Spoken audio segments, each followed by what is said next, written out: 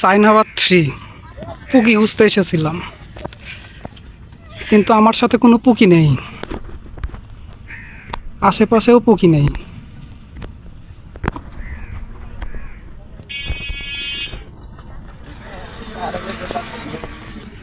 পুকিবিহীন জীবন। আসলে কি ফ্রি দিবেন? হ্যাঁ, বাইরে থেকে ফ্রি ফুচকা খাইলাম। Oh my god.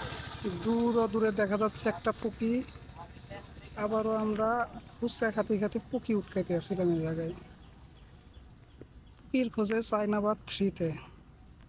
আশেপাশে পুকির অভাব নেই, Oh my god. কিন্তু আমার কপালে কোনো পুকি নাই।